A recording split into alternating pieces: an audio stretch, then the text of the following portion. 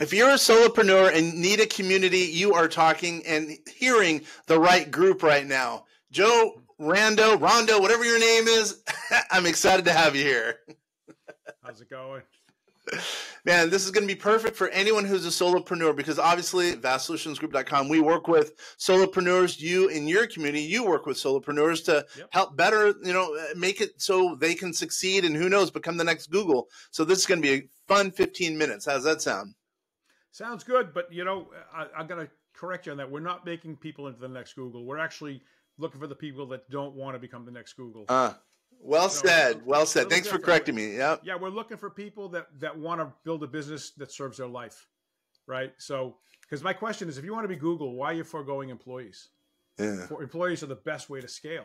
So if you're saying, I don't want employees, you're saying, I want something else besides scale. I want time with my kids. I want to be able to go windsurfing when the wind's blowing. I want, whatever it is, there's some reason that you're making this choice to be a solopreneur besides becoming a billionaire, at least for our people. I know when I was a kid, I wanted to have a big company. I wanted to, probably work for a big company, Rich Dad, Poor Dad, Robert Kiyosaki. I wanted to work for a big company, retire when I was 65, get a cool rocking chair, gold watch. But I think now things have changed. People now want to be solopreneurs. They want to be able to work when they want to work, make a couple of bucks, and travel when they want to travel, et cetera, et cetera. Things have changed, It blows my mind, especially with some of the younger people that are solopreneurs, and they're living anywhere they want, working the schedules that they want. So they're like, this one woman that she actually taught a course in our program on managing money. Her name's Brooke Tomasetti. She, every time I talk to her, she's in some other part of the world, working. But I'm in Thailand. Oh, now I'm in Vienna. It's just all over the place. And we got another guy, same thing. He's like, he just goes everywhere, works. He does website development, so he just works from anywhere he wants. And to me, my generation, that was unthinkable, right? We were, get to the office every day, and it's just really impresses the heck out of me. Yeah. So, what are your thoughts about someone who is a W-2 employee who works for, let's say, Microsoft, and they want to go out on their own? They want to be, touch their toe into the waters that are entrepreneurial. Well, I think the first thing is because I saw this. I love this meme, but I saw it again today. So it's a banner, and it says, "We do this not because it is easy, but because we thought it would be easy." And that is the God's honest truth of entrepreneurship and solopreneurship. It always sounds a lot easier than it's going to be. So step one in my book is figure out why you're doing it. What are your goals? What is it that you want to have be different? And make sure that it's really the right place for you, because it is not going to be easy. Once you've got that figured out, now you say, okay, how am I going to get there realistically? So, you get a nice gig at Microsoft and you don't have enough money in the bank to survive for a year. Or you don't have a great, strong plan for generating revenues right out of the block that's actually going to work. Think about a side hustle, right? Start doing stuff on the side, because if you go blow your brains out, it's not going to be a happy memory saying that, gee, I did this solopreneur thing. You want to make sure that you're going to have it together and, not lose what it is that you've built so far working for whatever company you're working for. So good plan, good goals, good plan, and maybe slow and steady. Yeah, we're from the tax side mainly. As I think we've been doing taxes for years for mainly solopreneurs. And, even if someone works at Microsoft, why not start a side gig? Who knows? Maybe it'll be, end up into a huge enterprise. Meanwhile, you're saving tax dollars. And who knows? Success might get you out of Microsoft if you want to get out of Microsoft. So right. I think what you said is exactly right, though. But at the same time, I would say it's scary. Entrepreneurs, it's scary. They don't know what they're walking into. But I think if you prepare well in advance, it can lower the risk. Plus, there's so many cool tools out there. As I mentioned to you, we have a system called Einstein for us that helps, us to propel towards success. I think there's a lot of tools out there that makes it a little bit easier for entrepreneurs nowadays. And it sounds like you have some tools. You've worked on some tools that can help an entrepreneur themselves. Yeah, we're building kind of a place for people to go, and it's got community. We've got all kinds of content, courses, a library of videos of different topics, and we've built out over the last few years. It's pretty extensive. We've got a trained AI trained exclusively on solopreneur content. So when you ask a question, it doesn't give you the ChatGPT subject matter version of the answer. It gives you the solopreneur version. So a lot of things like that we're doing to try to help solopreneurs. But, going back to getting started, it really bothers me when I see these people out there trying to tell everybody that they should, become a solopreneur or start their own business. And to me, I think that, there are people that should do that need to do that are cut out for that. And there are some people that really shouldn't. And you really need to be careful to be sure that you've got the right kind of mindset for running your own business. And I mean, that could be a topic on its own.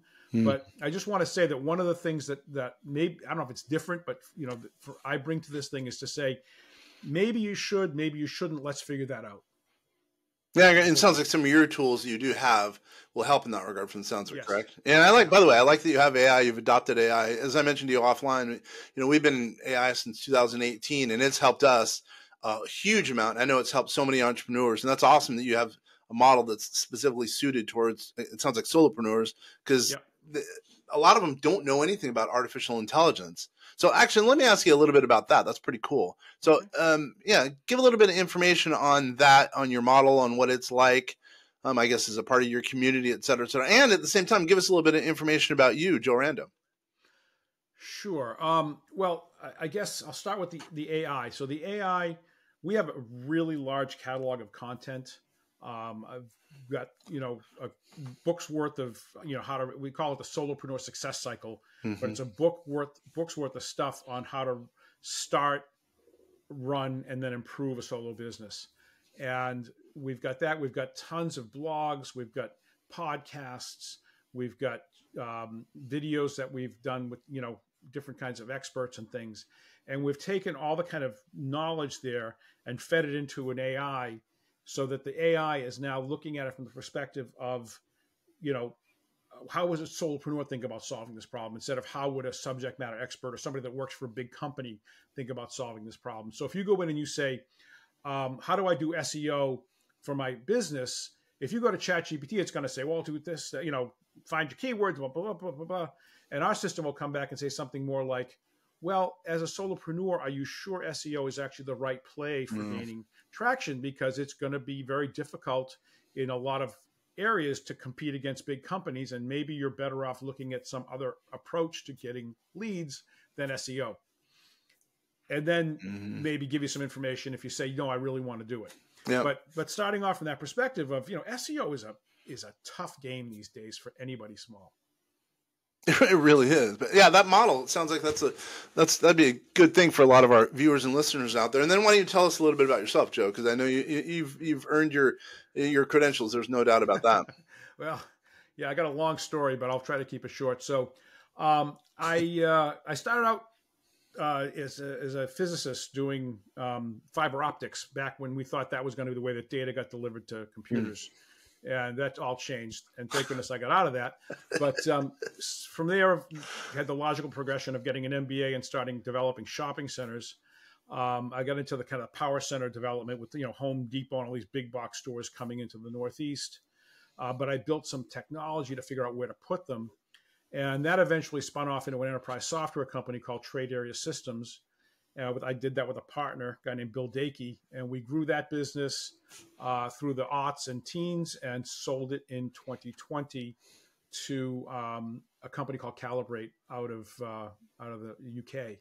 And but the idea was, all the kind of information about your retail real estate is all in this one system: the desktop analytics, a web app, and a mobile app that people could use to figure out where to put stores, making real estate decisions and that kind of thing. And, so that worked out well. And then I started this, and I've just been trying to work with solopreneurs and find a way to produce something that will help them.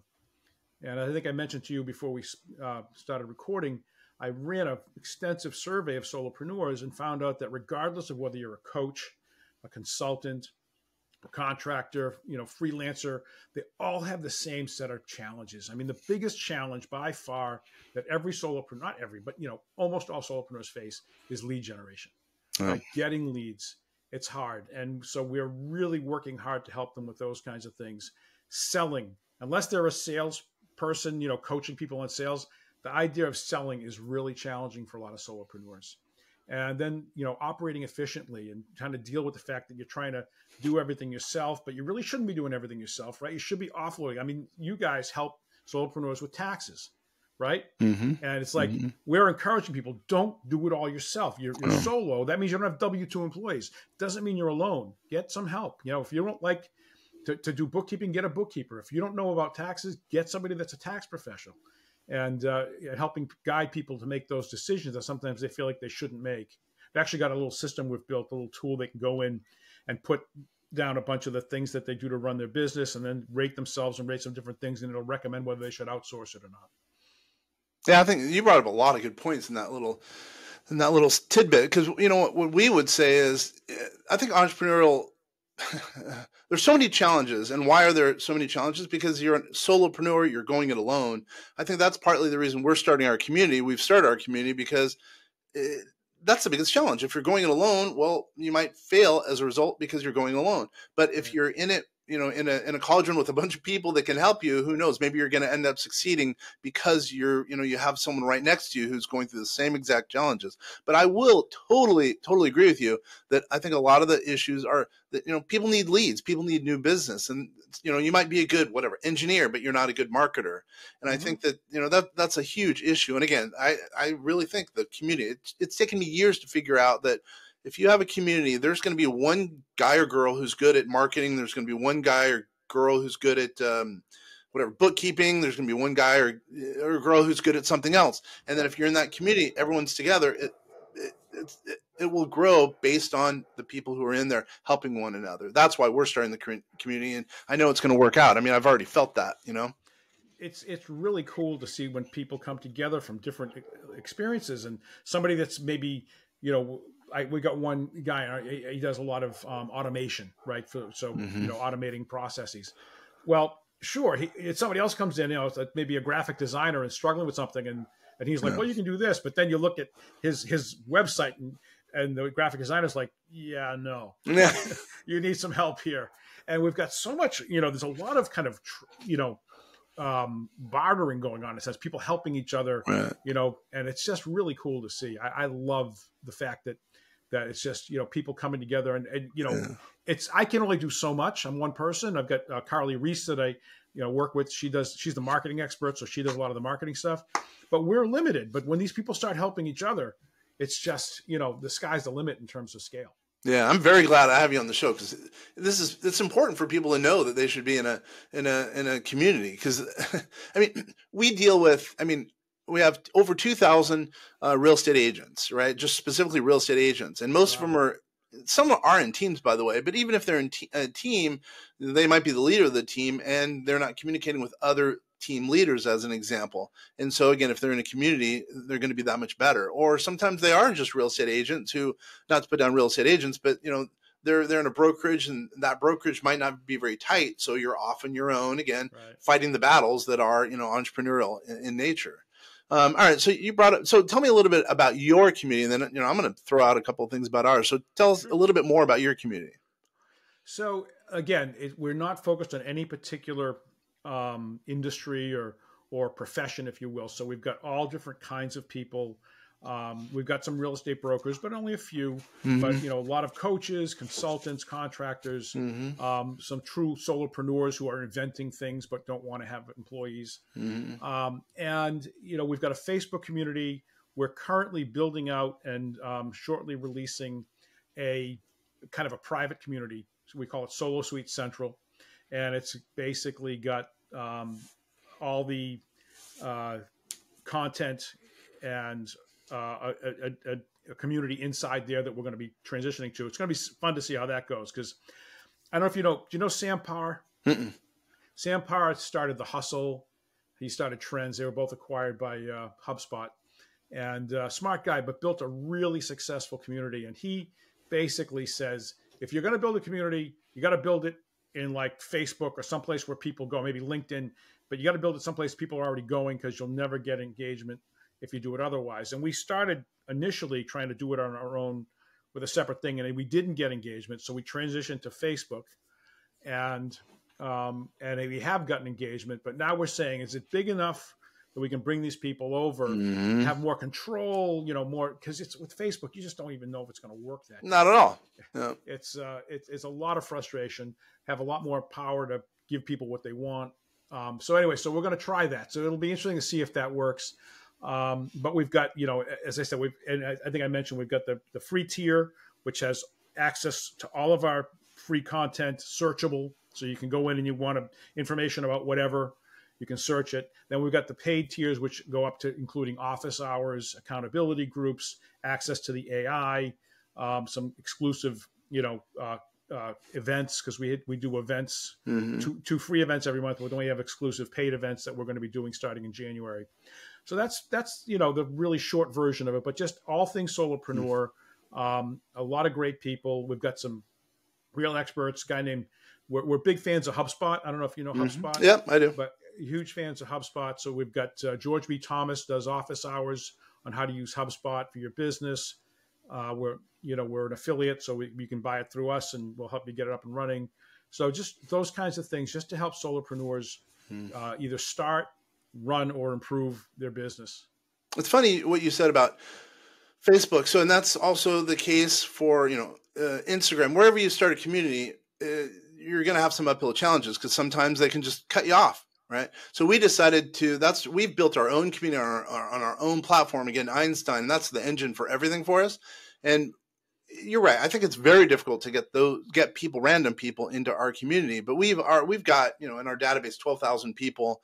In our law firm with whom we merged, we have 6,000 people. So we kind of have a captive audience. And it's nice also because we're flexible, because we could do so many things with our platform and our community as a result. But I personally think maybe getting started, just like you're doing on Facebook as an example, make sure you get people's emails and then switch them over to your own community. And then you'll have, diversification, which is a huge deal. You know what I mean? Well, you said it, get their emails. I mean, I belong to a group on Facebook called the what the heck is it called? The Forgotten About place. Yeah, it's good. It's a goofy name, like the Good Ship Misfits or something. But that's Sam Parr I was talking about before. But basically, you hear stories from people. Oh, I had 1 million followers on Instagram, and they basically suspended my account for something. I have no idea why, and I can't talk to anybody. It's like, you don't want to be there. But if you have all the email addresses, it's not the end of the world. You could start a new Instagram account and engage them. But if you didn't have that, you're done. That's exactly right. Yeah. So I'm feeling pretty smart by doing that. Diversification is a big deal. You know what I mean? Yeah. Oh, definitely want to control your leads as much as you can, and collecting those email addresses. That's one of the things we coach people on is a lead magnet, right? You want to have a lead magnet, give somebody something of value in return for their email address. And that way, it's at least somewhat in your control. And also what we've done for new business, we rely really on, referrals, word of mouth. Although it's hard to scale that way, but that's been a big, we've been around since 69. I took over in 06. So it's been easy to, have that big database because we're old, although I'm not old, right? I look like Tom Brady, really young. But, I don't think personally that people market to their own clientele. They'll walk over their own clientele for a new lead, which is more expensive. That new lead on Facebook, I don't even know what cost per click is right now, but it's expensive. When you have your own database, they know who you are, just market to those people. You know what I mean? Even mainly for solopreneurs, really. I think for anybody, that's the best advice in the world is, if you get a customer, keep the customer. It's expensive to get new customers. Oh. We had that with that company I mentioned, Trade Area Systems. We had an expected customer lifetime of 20 years. Oh, serious? Jeez. We kept the churn that low. And that was the reason we didn't have any venture capital, right? It was a bootstrap company. And that was the reason we were able to grow it into something significant, was because once we got that customer, that revenue came every year. We got a check in advance for the next year. And whatever you're doing, if you're not spending energy on keeping your customers happy, And I'm actually it's funny I mentioned that. I'm just reading this book right now. Never discussed from again, Joey Coleman. Yeah. Yeah. And it's just, he said, like, all these companies, as soon as you close the sale, it's all done. It's like, now here's your thing. Goodbye. And it's like, that's where you really want to engage. That's exactly right. When they become a new client, that's when they most love you. That's when try to get the Google reviews, try to get them to new other services, give referrals, et cetera, et cetera. Yeah. It's just, if we just go, oh, got your money. Thanks. Here you go. Whatever you're doing, it's just smart to keep your customers. If it's a recurring revenue business, obviously. If it's not a recurring revenue business, then you got to get new customers all the time. But even still, that's a good time to market to those existing clients, because they might get you again, give you more referrals, give you Google reviews, et cetera, et cetera. Sure. Yeah. No, it makes one of the things I'm reading about in that book is this idea when you get a new customer, have a celebration of some kind. And I'm trying to figure out what that means. But when you get that happens, it's like, and he was using the example of Build-A-Bear Workshop of all things. But he said toy companies are really good at this. But they get the bear and they have this big celebration and a birth certificate or something. And it's like, it's true. If when something happens, if people make a big deal out of it, it feels like something special. And that's smart. It's smart. And I don't really, my brain doesn't think that way naturally. I'm just, what's the next thing we got to do, Yeah. But it's smart. It's good psychology. Yeah, we've trained our system, again, Einstein, our AI system, to do this client onboarding thing. So right when clients come on board, automatically, internally, it sends a message to us internally, but also it sends a message automatically to the client, and we are updating them all the time. Just in the analogy would be like, Domino's Pizza, like, you get an email now or a text now, they just put on the sauce, they just put on the cheese. It's like all the way along the line. The driver just left the store. I think people want that nowadays more than ever because it's so easy to do that. So it sets their expectation. Number one. Number two, I think if it also sets some ground rules for us as solopreneurs or entrepreneurs, because it shows us what we should be doing and living by those, what we call service marks. So we know exactly where we are all the way along the line. And if there's a breakdown, then we could let the client know there's a breakdown. But anyway, right. I'm preaching to the choir probably. Yeah, no, it's, I guess, I'm trying to join the choir. It's, like I said, it's one of those things where it's a way of thinking that I'm, coming to terms with, as opposed to, we did it, at my last company, but, we had people spending, mostly 5 and 6 figures a year. It's pretty easy to, jump up and down and pay a lot of personal attention when somebody's spending 5-6 figures a year. Yeah. You're doing something small, it's a little harder, but if they can do it with a teddy bear, we can find a way to do that. And any solopreneur can find some way to celebrate a new sale with the customer and make them feel like this is important. Yeah, you can automate things like you never could before. It's crazy. Like, yeah, you get it. The onboarding, I think onboarding is really, really important. I think we neglected that for a lot of years, and now we're adopting that much more so because we want to hit scale now that we're getting to be the company where we want to grow and grow and grow. Whereas I don't think we used to want to do that, believe it or not. We just used to want to take care of the client and not get other clients. But now we're more aggressively going after other clients. So the onboarding process, I think, means even more. Because again, if we're doing a good job of automating everything, we'll get, Google reviews, et cetera, et cetera. So let's go back to you then. So then I have a question. So when someone comes on board with your community, it's a free community right now, right? So Yep. what's that process like? What do they get? Do they, I'm just looking for the specifics. What do they get being a part of the community? So what happens is when they sign up, there's a checkbox on the form, right? It's on the web form that says automatically invite me to your events. And if they check it, basically we manually invite them to all of our free events. So there's all online, right? They're all online. Yeah, they're all on Zoom basically. But we have, I think I mentioned 2 events a month. So they check that. They just goes right on their calendar. We send them an invite. They can decline it, or they can accept it, but they get invited. That's, I think, a powerful thing to do. But I haven't found a good tool to do it automatically. So it's actually done manually. Oh, right, Joe, I can help you. All right. I got some suggestions for it. This is what happens when you get together with with other people and talk. But I found some that kind of did it, but nothing as good as a true invite. So I'll be curious to hear about that.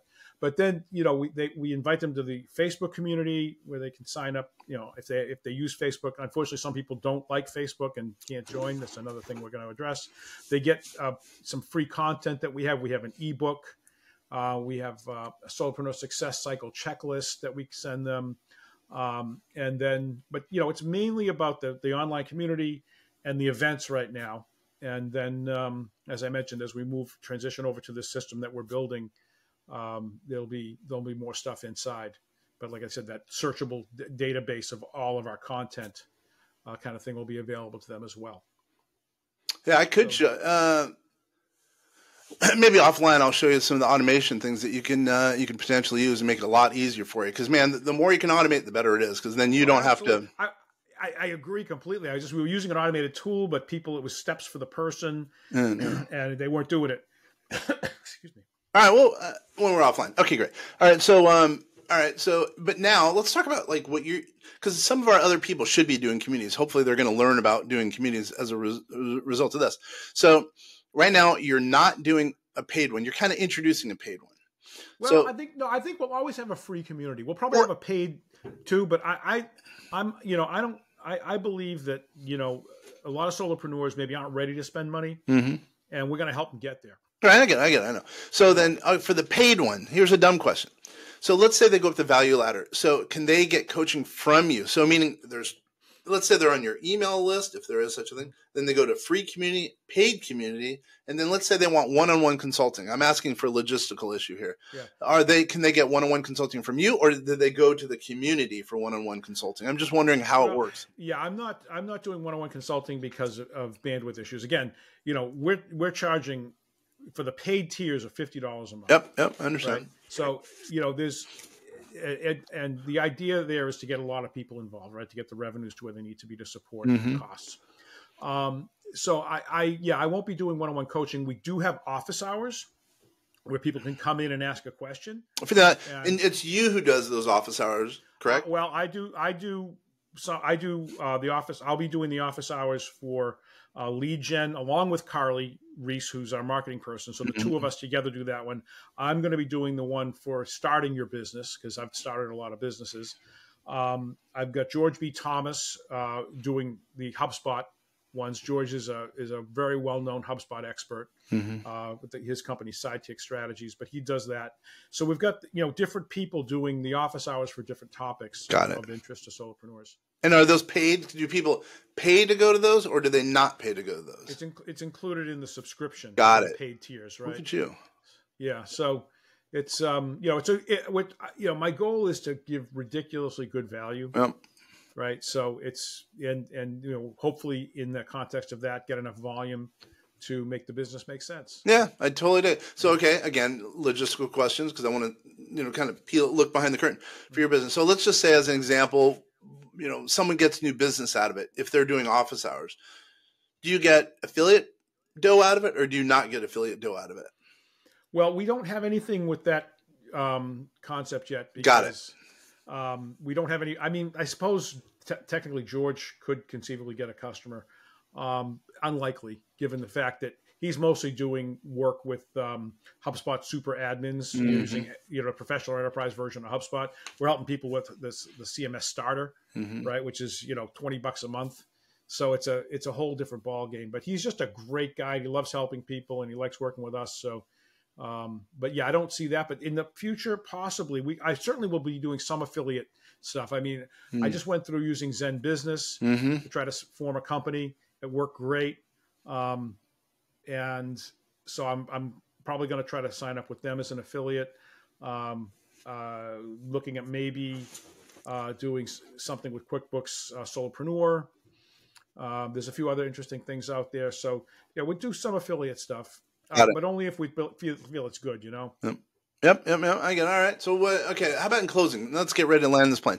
So, what's something kind of that we have not talked about yet that you think can add value to a solopreneur? Whether it be again, let's leave it to something we have not yet talked about that can add some value to them as far as you see it. Okay. Well, let me start with the biggest mistake I see most solopreneurs make, and that is well, besides not setting, realistic goals for why they're doing this, but the biggest kind of just basically tactical mistake I see them make is that they make their website and they put their name in the H1, if you will, the HTML H1 at the top of the homepage. Hero part, yeah. So great. So if somebody Googles your name, they find you. But anybody that finds their way there doesn't know why you're there.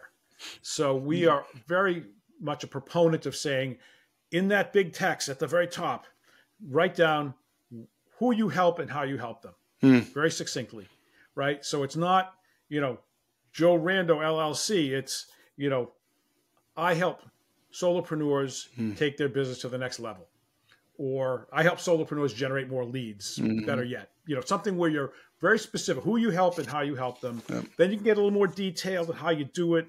But, that kind of thing is the biggest mistake I see most solopreneurs making. It's just about their name, or maybe the name of their business if they've named their business something besides their own name.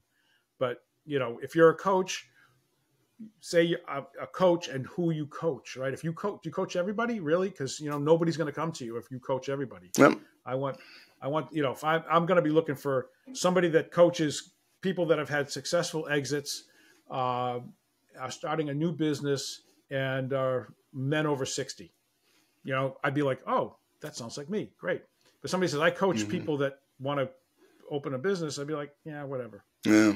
So that's my piece of advice. That's a very good piece of advice. We've fallen prey to that too, because on our website, it just says, VastSolutionsGroup.com, it says tax, finance, and artificial intelligence strategies for the modern entrepreneur. That's it's a little confusing, but we like to think people come to us based on referrals, so they know why they're coming to us. But that's a very good point. And that's a great, but that's the thing. If you're getting referrals, it doesn't matter. In fact, it's helpful to make sure your name shows up. But what the problem we see with a lot of solopreneurs is they start their business off using their network and getting referrals, and then they wake up one day and they've burned through all of that. All right. And they got nothing.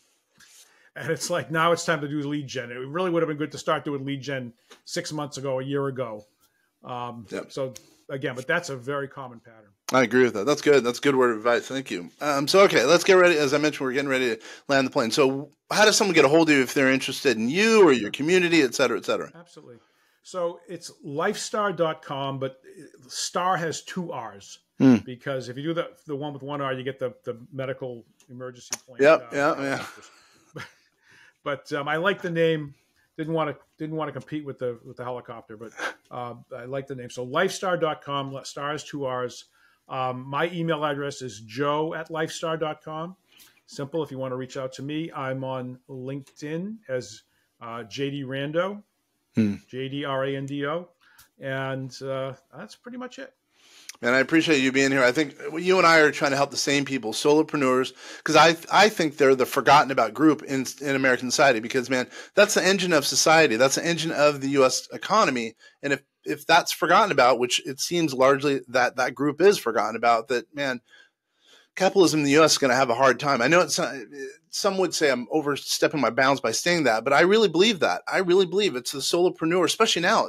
A lot more people want to be, enter the gig economy, and we need to help those people, and they are going it alone. And if we could do our little part in helping those, an individual who wants to, make it big, or, spend more time at home, we're doing our part. I feel good about that. So, for the people who are listening, watching, please get a hold of Joe. I think what he's talked about makes perfect sense. And if you need anything from us, you can get a hold of him on his website, or reach out to us at VastSolutionsGroup.com. This is Kenneth French signing off from Vast Voices, telling business secrets to entrepreneurs. Thanks, everybody. Thanks, Kenneth. That was good.